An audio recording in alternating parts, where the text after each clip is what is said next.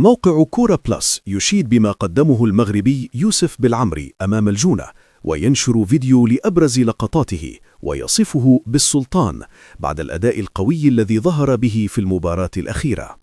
المدير الفني ياس تروب يجهز أحمد رمضان بيكهام للتواجد أساسيا أمام سموحة بسبب إيقاف ياسر إبراهيم، كما يفكر في استمرار يوسف بالعمري أساسيا مع الدفع بأحمد نبيل كوكا في الوسط لتعويض غياب مروان عطية للإيقاف.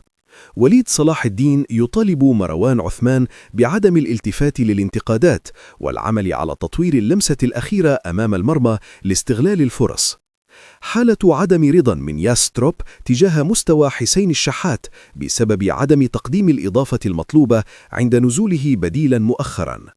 الإدارة تحذر اللاعبين من المشاركة في الدورات الرمضانية وتفرض حظرا إعلاميا حتى تحسن النتائج وتحقيق الاستقرار. مهاجم الأهلي كاموش اشتكى لزملائه ولمسؤولي النادي من الهجوم الجماهيري الكبير عليه عبر إنستغرام بسبب مستواه منذ انضمامه. المحكمة الرياضية الدولية تواصل تجاهل شكوى بيراميدز بشأن سحب لقب الدوري من الأهلي الموسم الماضي.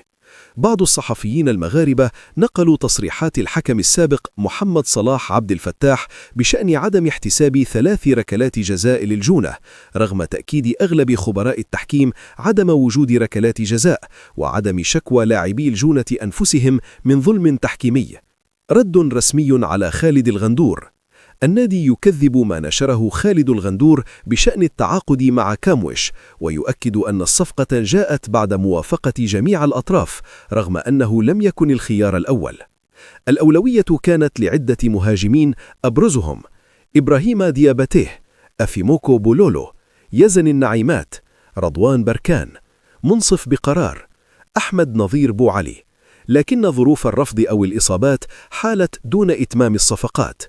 نادي ليفل يخطط لبيع محمد صلاح صيفا مقابل 55 مليون جنيه استرليني لتفادي رحيله مجانا لاحقا. ياسر ريان يؤكد أن أداء الأهلي أمام الجونة يثير القلق قبل مواجهات الترجي وسان داونز في دور الأبطال، ويتساءل عن سبب تراجع المستوى. هل المشكلة في الجودة أم طريقة اللعب أم المدرب؟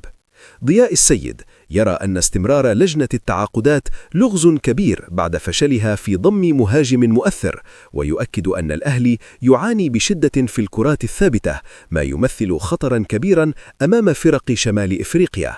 كما أشار إلى خطأ التفريط في محمد عبد الله وفشل ضم العراقي مصطفى قابيل وضرورة وجود جناح أيمن أيسر القدم.